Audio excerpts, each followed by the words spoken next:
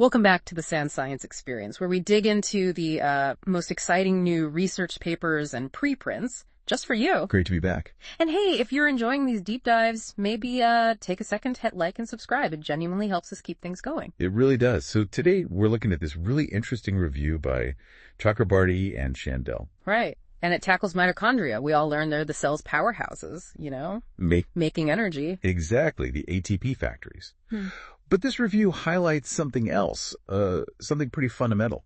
It seems they're also major signaling hubs. Signaling hubs? How so? Affecting stem cells, right? Precisely. They play this critical role in deciding a stem cell's fate, whether it stays a stem cell or differentiates into something else, or maybe even just goes quiet. Okay, that's a big shift from just powerhouse. So beyond ATP and like the building blocks from the TCA cycle. Yeah, beyond those classic roles, mitochondria release specific molecules that act as signals. We're talking reactive oxygen species, ROS. Ah, ROS. Usually gets a bad rap. Well, yes and no. Also, certain metabolites from the TCA cycle itself, the NAD plus NADH ratio, how pyruvate is handled, even the physical shape and movement of the mitochondria, it all feeds into this signaling network. We know metabolism changes when stem cells decide their fate, but are you saying the metabolism itself can cause the change, like dictate the fate? That's the really fascinating part, yeah. It's not just a consequence. It seems metabolic shifts can be drivers, almost like, genetic programs are. Wow, okay. What about the warbird effect, that idea that stem cells rely heavily on glycolysis? Well, they do use aerobic glycolysis, but the idea that it's all they do, or even the main thing, is being reevaluated. Some early methods, like using NitoTracker Green, weren't totally reliable for measuring mitochondria in certain stem cells. Why not? Because of efflux pumps, basically kicking the dye out. Better methods show many stem cells actually have, well, quite a high number of mitochondria. And genetic studies back this up. Oh, absolutely. Mouse studies confirm that things like the electron transport chain, how cells burn pyruvate and fatty acids, and even mitochondrial shape, it's all crucial for controlling stem cell fate in vivo. All right, let's dive into some specific signals. You mentioned ROS. Right. Reactive oxygen species. Mitochondria make superoxide, which gets turned into hydrogen peroxide. Now, pluripotent stem cells, the really versatile ones, they generally keep ROS levels super low. To protect their DNA, I assume. Exactly. Genome integrity is key. But interestingly, a moderate increase in ROS seems necessary to actually push them towards differentiation. So a little bit of stress signals, time to grow up. Kinda, yeah. Adult stem cells are similar. Low ROS for self-renewal, then levels rise when they commit to a specific cell type. But too much ROS is bad. It can lead to exhaustion. How do they manage that balance? Key players are the FOXO transcription factors. They help keep ROS low by boosting antioxidant genes. Okay, what about the metabolites, like from the TCA cycle? Yeah, this is another cool layer.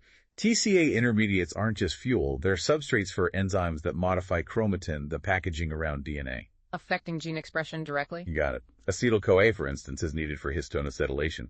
This helps keep the chromatin open in pluripotent stem cells, maintaining their potential. And where that acetyl-CoA comes from can differ, interestingly, between mouse and human stem cells. Huh. Any others? Alpha-ketoglutarate, or a KG. It's vital for Tec-est enzymes, which remove DNA methylation, and also histone demethylases. Super important for stem cell decisions. So these small molecules have huge downstream effects. Absolutely. And things that look like a KG, like Succinate or L2-hydroxyglutarate, can actually block those enzymes, potentially keeping cells in a self-renewing state, maybe in low oxygen environments. Then there's the NAD plus NADH ratio. Right. Mitochondria regulate that balance.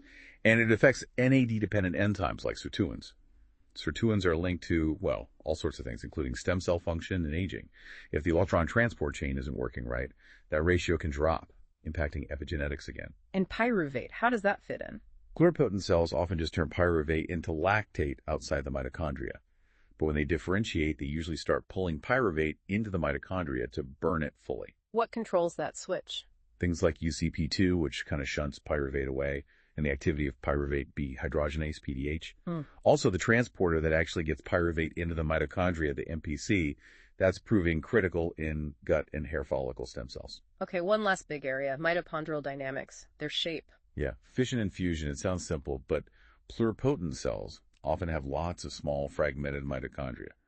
Differentiated cells tend to have longer, more connected networks. And this matters because, While splitting mitochondria, fission, seems necessary for reprogramming adult cells back into stem cells, so-called iPSCs, and it's also needed for some stem cells, like neural or intestinal ones, to commit and differentiate. so the physical shape influences the cell's decisions. It seems so. You need a balance. And these dynamics can also influence ROS production, linking back to that signaling pathway. Plus, there's quality control, getting rid of damaged mitochondria through mitophagy. That's important for keeping hematopoietic stem cells healthy and regenerating. Wow. So mitochondria are far, far more than just batteries. They're these incredibly dynamic signaling centers, really directing traffic for stem cells. That's the picture emerging, yeah.